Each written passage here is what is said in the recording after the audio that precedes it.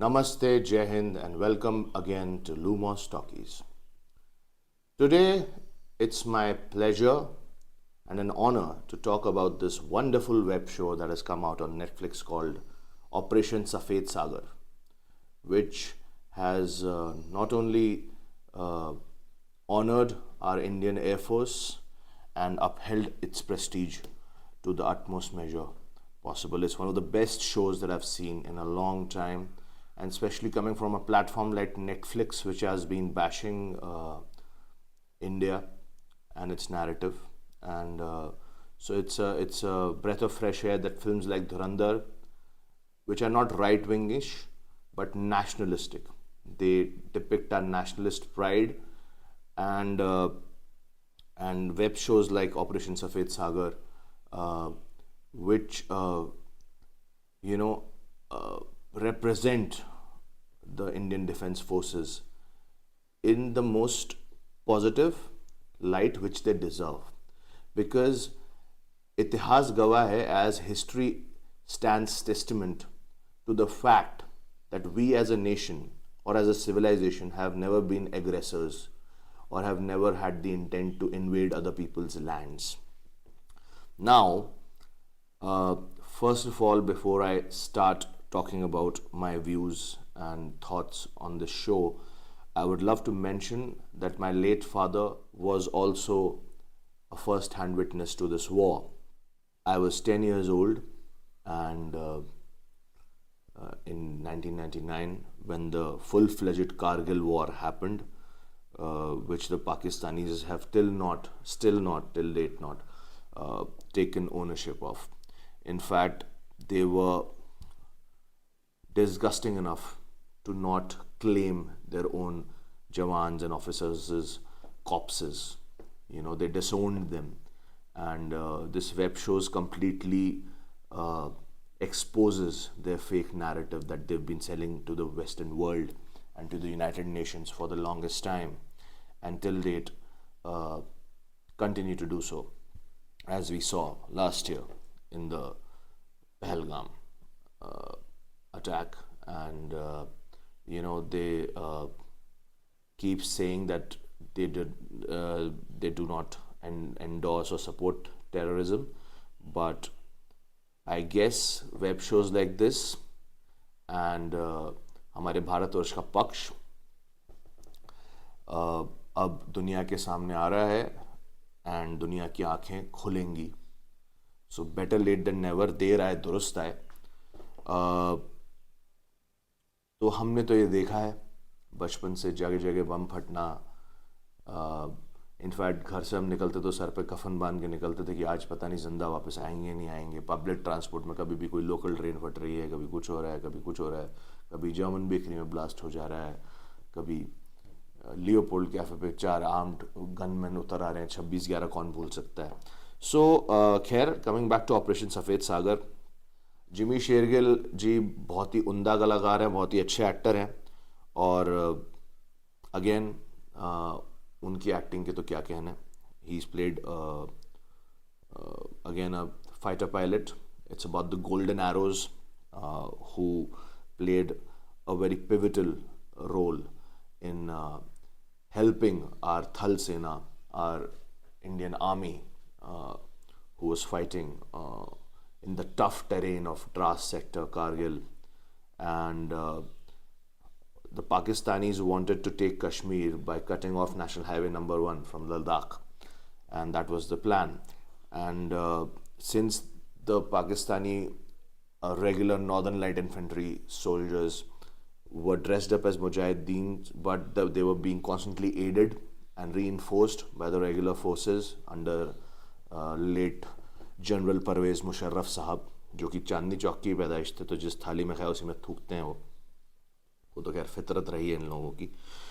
और ये साफ साफ दिखाती है ये वेब सीरीज़ कि भारतवर्ष एक डेमोक्रेसी, एक राष्ट्र है, एक लोकतांत्रिक राष्ट्र है जिसके पास एक फ़ौज है अपनी सुरक्षा के लिए, और पाकिस्तान एक फ़ौज है जो एक मुल्क ओन करती है.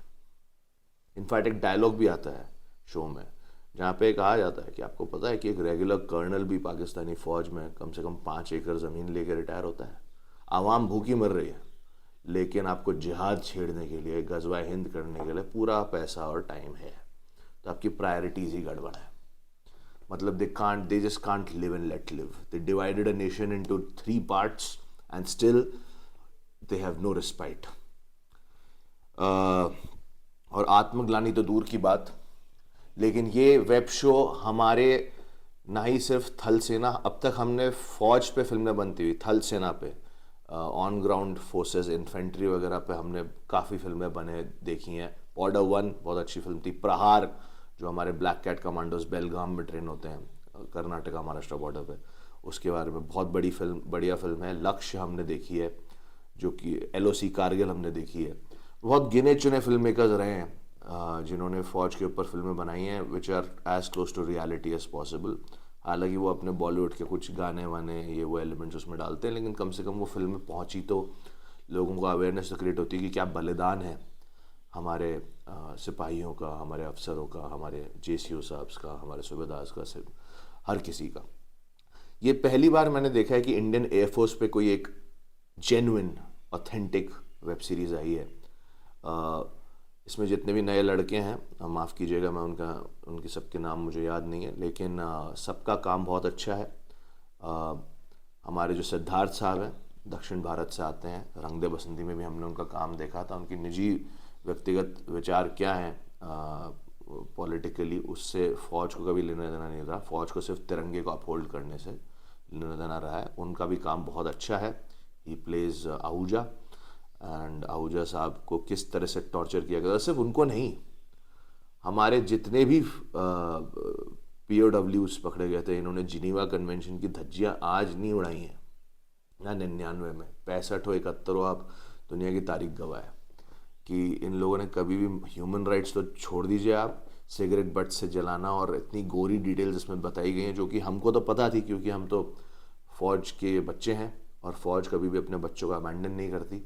हालांकि मेरा दुर्भाग्य है कि मैं हरी वर्दी नहीं पहन सका अपने पिता की तरह, लेकिन फिर भी आपको सिर्फ वर्दी पहन के ही राष्ट्र की सेवा कर सकें आप, ऐसा ज़रूरी नहीं है। तो मैं अपनी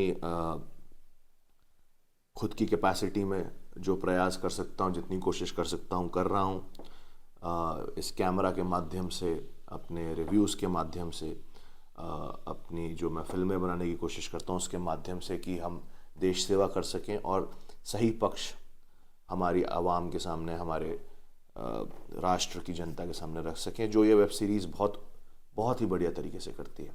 एंड मतलब जिसको ये आपकी जो ये क्रिटिक्स हैं, Anupama ji, with all due respect to her, बड़ी सीनियर क्रिटिक हैं, या एक उनकी और चेली हैं सुचारिता जी, जो पता नहीं कौन सा वामपंथ का चूरण या अचार खा के बैठे हुए हैं, बट उनको जहाँ पे भी राष्ट्रवाद की बात आए या देश पे गर्व करने की बात कोई फिल्म दिखाए या कोई निर्देशक या निर्माता दिखाने का बस कोशिश भर कर दे, तो उनके खून के आंसू निकल पड़ते हैं।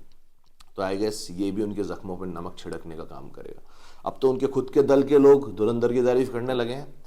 देखिए, हमने कभी भी पाकिस्तान की आवाम को बुरा नहीं ठहराने की कोशिश की है, लेकिन ये तो सत्य है और इसको नकारा नहीं जा सकता कि बचपन से ही उनकी आवाम, उनके बच्चों की रग रग, उनकी नस नस में भारतीयों के लिए नफरत भरी जाती है। और मैं जनरलाइज नहीं कर रहा, पर एक बहुत बड़ा सेक्शन है जो ये करता है और करता आ रहा है, क्योंकि इनका तो एजेंडा ही है कि ब्लीड इंडिया विद 1000 कट्स, क्योंकि ये आमने सामने की लड़ाई में तो हमेशा मुंह की ही खाते हैं। और ऑपरेशन सफ़ेद सागर जो कि एक्चुअली में हुआ था, सबसे बढ़िया बात यह कि इन्होंने बिल्कुल असली नाम इस्तेमाल किए हैं, असली लोगों को सीधा सीधा कॉल आउट किया है, क्या यथार्थ में हुआ था, सच्चाई में, असलियत में ऑन ग्राउंड हुआ क्या था, और कैसे against all the odds 30,000 feet above sea level के ऑल्टीट्यूड पे जो हमारी वायुसेना ने कर दिखाया, क्योंकि रेशियो वाज 1:10, उनका एक मरता था, हमारे 10 सिपाही मरते थे, क्योंकि वो हाइट पे बैठे थे। अगर एक पत्थर भी फेंकते थे तो पता नहीं कितने किलोमीटर की रफ्तार से वो लगता था। आप लोगों को सबको LOC कारगिल करके एक पिक्चर भी देखनी चाहिए।